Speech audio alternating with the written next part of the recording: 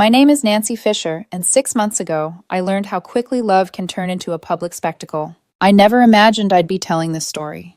Not because things like this don't happen, but because for 3 years I truly believed I was building something real, something solid, something private. I thought love meant sacrifice, and I was proud of how much I was willing to give. For 3 years, I supported my boyfriend, George Brooks, while he chased his dream of becoming an influencer. And when I say supported, I don't mean encouraging words and the occasional like. I mean real tangible support. I bought the ring lights, I paid for the camera, I covered the editing software subscriptions. I paid most of our rent so he could focus on content. I worked overtime at my marketing job and told myself it was temporary, that one day we'd look back and laugh about how hard those early years were. I believed in him even when his follower count barely reached 10,000 after 2 years. I told him numbers didn't define talent. I told him consistency mattered. I told him he was special. George was handsome in a way that made people stop and look twice. Confident smile. Easy charm. The kind of man who knew how to work a room and a camera at the same time. I thought that confidence was ambition. I mistook self-absorption for drive. The unraveling started on a Tuesday evening in March. I was sitting in my car in the gym parking lot when my phone buzzed, then buzzed again and again. First it was my coworker, Maya. Nancy, are you okay? Then a friend from college. Please tell me this isn't what I think it is. My stomach dropped before I even opened TikTok. Somewhere deep down, I already knew. I searched George's username. The video had been posted 3 hours earlier. 50,000 views. Climbing fast. The caption read, "Rating my dating history." Brutal honesty edition. I sat there, engine off gym bag, untouched, and watched my 3-year relationship collapse in 60 seconds. George was sitting in our apartment, the one I paid for, smiling into the camera. In front of him were photos of his exes laid out like trophies. He rated each one, casually laughing, joking, performing vulnerability like it was a trend. Then he held up my photo. "This is Nancy," he said, smiling wider. "We've been together for 3 years." I held my breath. "I'd give her a solid 6 out of 10, he continued. "Super sweet. Really supportive of my dreams. But honestly, kind of boring. Plays it too safe. Never takes risks." My chest tightened, but the worst was still coming. "If I'm being real with you guys," he added, leaning closer to the camera, "Nancy was more of a practice girlfriend while I figured out what I actually deserved. She's comfortable. But comfort isn't enough anymore." Then he held up another photo. A woman I'd never seen before. Perfect hair, sharp jawline, confident pose. "This is Vanessa," he said, practically glowing. "She's been helping me with photography the past couple of months. Total 10 out of 10. Ambitious. Knows what she wants." Being around her made me realize what real chemistry actually feels like. The video ended with a wink. Sometimes you need a few practice rounds to find the real thing. Sorry, not sorry. I didn't cry. I couldn't move. I just stared at my phone while my entire understanding of my life rearranged itself into something ugly and unrecognizable. 3 years. 3 years of support, loyalty, belief, and I was a placeholder. I drove home in silence. George was in the kitchen when I walked in, making a smoothie like it was any other night. "Hey, babe," he said brightly. "How was the gym?" "Oh, I posted something earlier. It's doing really well." I pulled out my phone and placed it on the counter between us. "I've already seen it." The smile vanished.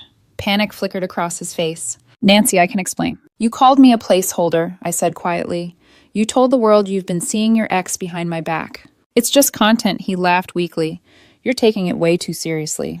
And in that moment, I understood something I should have seen years earlier. He wasn't sorry. He was afraid. "Pack your things," I said. "What? We're done." And for the first time, he realized the person he thought would always stay was already gone. George stared at me like he was waiting for me to laugh, to soften it, to say, "I didn't really mean it." That had been our pattern for 3 years, him pushing me, absorbing him, crossing lines, me explaining them away. But something had snapped inside me in that gym parking lot, and whatever patience I used to have was gone. "Wait," he said, holding up a hand, his voice shifting into that familiar, calm, reasonable tone he used whenever he wanted to regain control. "You're overreacting. This is blowing up because people like drama. That video wasn't about you. It was about my brand." "You rated me like an appliance." I replied, my voice steady in a way that surprised even me. "You called me a practice girlfriend. You admitted on camera that you've been emotionally involved with Vanessa for 2 months. Which part of that am I misunderstanding?" He rubbed his face, exhaling loudly. "Nothing physical happened. You need to understand that. Vanessa and I just worked well together creatively. There was tension, sure, but that's normal when you're around someone ambitious. So you're lying to your followers, I said, or you're lying to me. He opened his mouth, then closed it. For the first time since I'd known him, George didn't have an answer ready. The silence stretched between us, thick and revealing. I was going to tell you eventually, he said finally, his voice quieter now. I just didn't know how. You've always been so safe. You supported me when I didn't even believe in myself. That meant something. Enough to humiliate me publicly, I asked. You're focusing on the wrong thing, he said. Frustration creeping in. This is how social media works. Brutal honesty gets engagement. Everyone exaggerates. Everyone plays a role.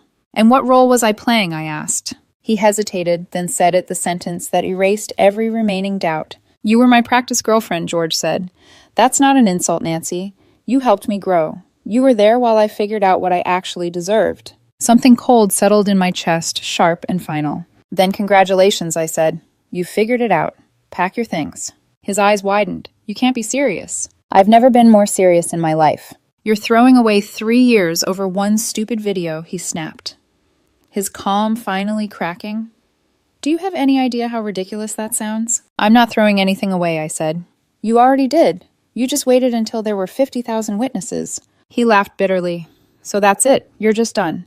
No conversation, no therapy, no trying to understand where I'm coming from. I understand exactly where you're coming from, I replied. You think I was convenient. You think my loyalty was boring. You think the years I invested in you were practice rounds. That's not fair, he said quickly. You're twisting my words. I'm repeating them, I said, verbatim. He paced the kitchen, running his hands through his hair. Fine, he said. After a moment, his voice turning cold.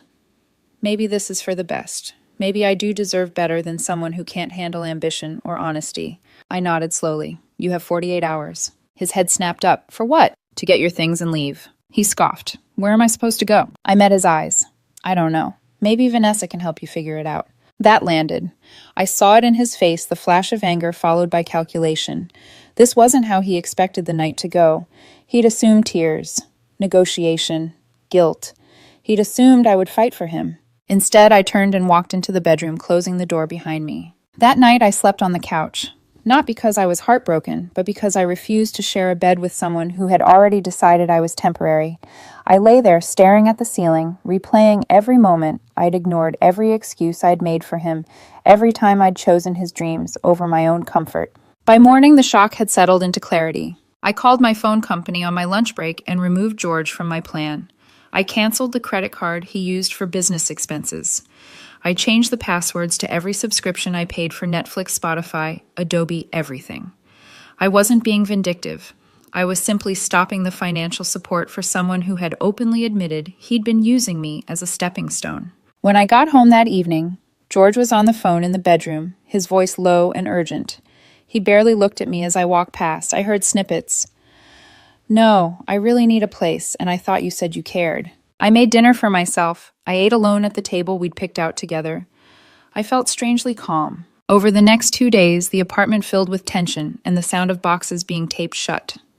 George oscillated between anger and desperation.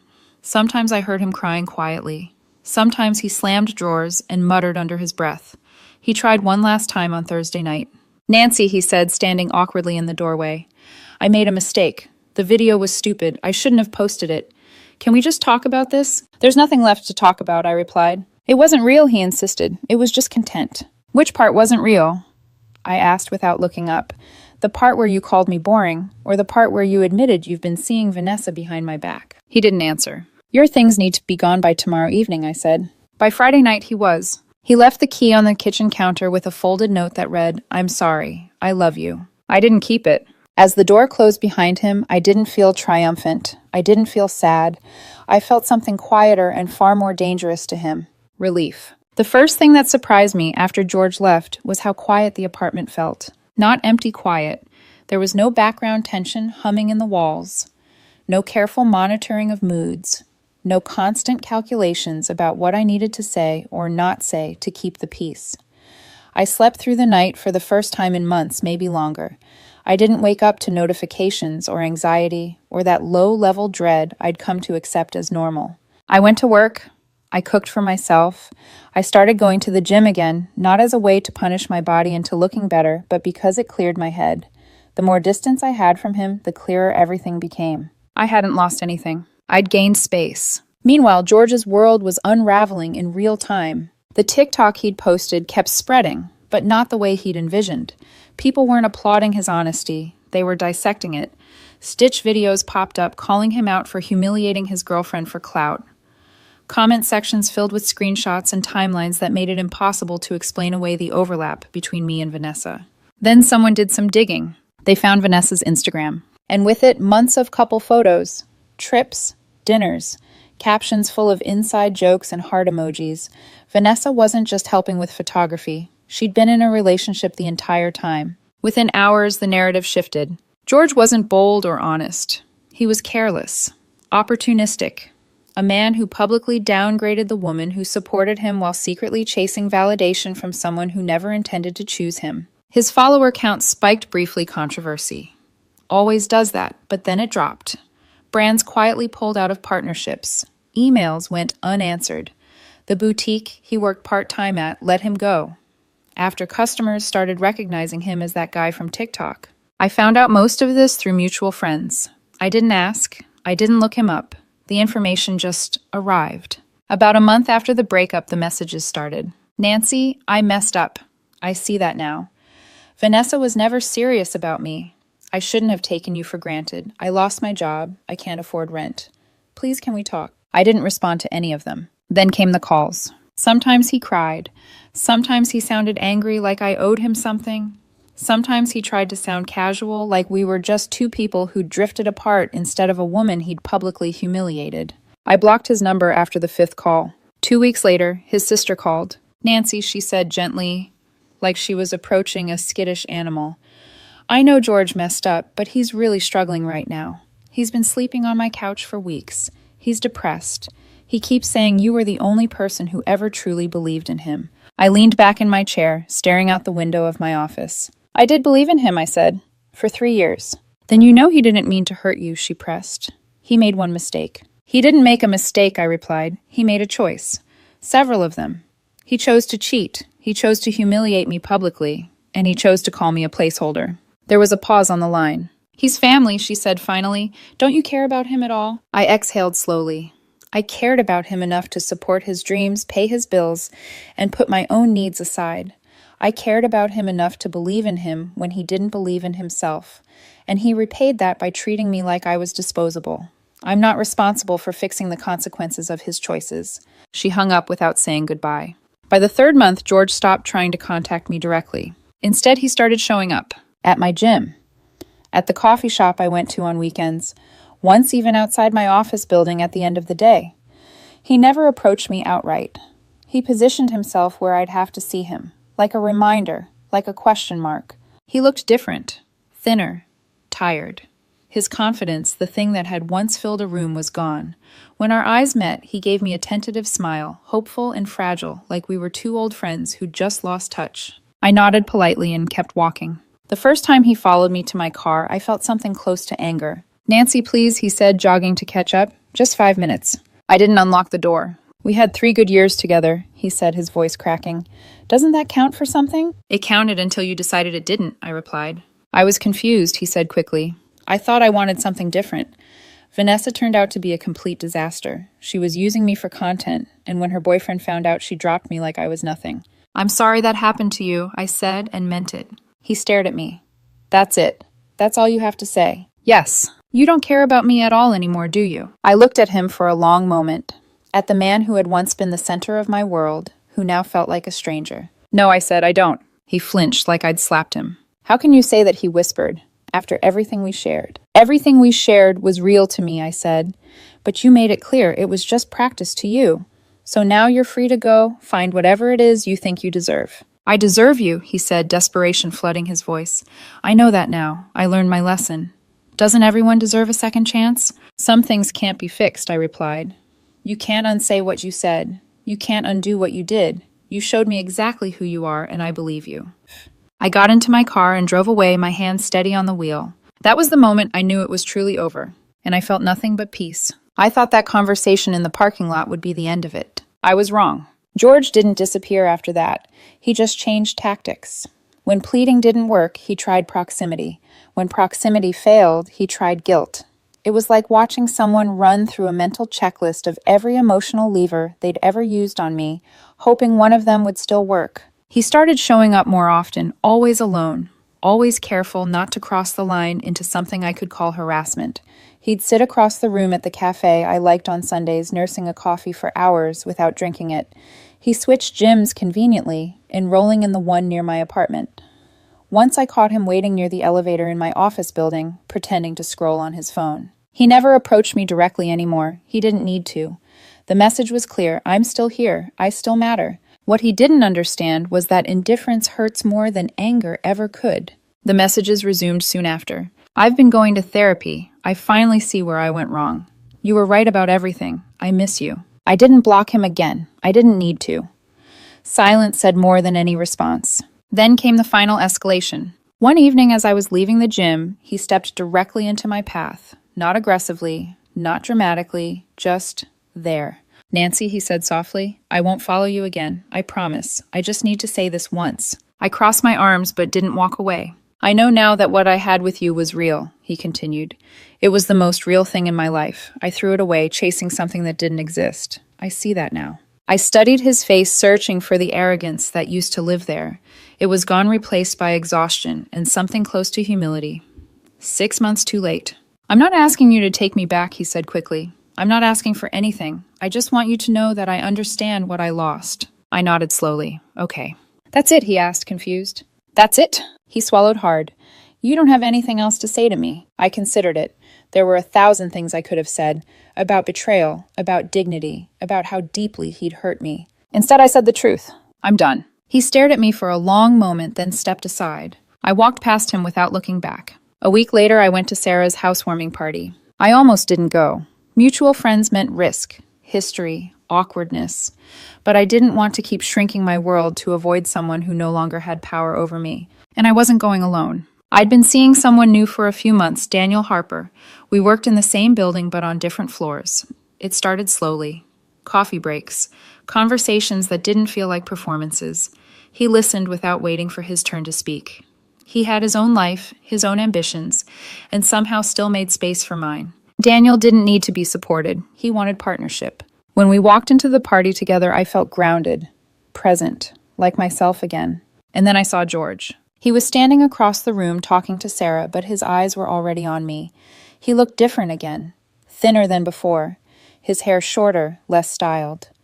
The confidence that once defined him had faded into something muted and uncertain. Is that him? Daniel asked quietly. Yes, I said. He's handsome, Daniel admitted, glancing at me. But I get it now. Get what? Why you left? An hour passed before George approached. Daniel had gone to get drinks, leaving me by the window. George stopped a few feet away, respecting the distance. You look happy, he said. I am. He nodded. Is he your boyfriend? Yes. He seems good, George said carefully. He is. He took a deep breath. I wanted to tell you something. Seeing you with him, I finally understand what you meant when you said some things can't be fixed. I met his gaze. You can't undo what you did. I know, he said, but I want you to know that what we had was real to me. It just took losing you for me to see it. Daniel returned, then handing me a drink. He smiled politely at George. You must be George, Daniel said. I'm Daniel. George's smile faltered but held. Nice to meet you. Daniel slipped an arm around my waist, casual and unguarded. Not possessive, just present. George exhaled slowly. You make each other look settled. We're taking it day by day, Daniel said. But I feel lucky. George nodded his eyes, returning to me one last time. I should go, he said.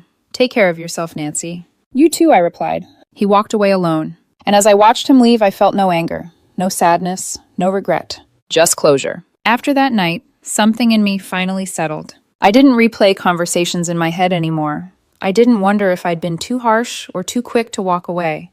The questions that once kept me awake simply stopped showing up.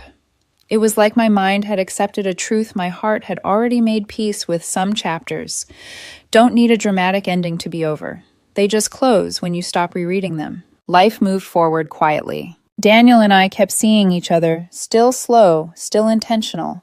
There was no rush to define things, no pressure to perform happiness for anyone else.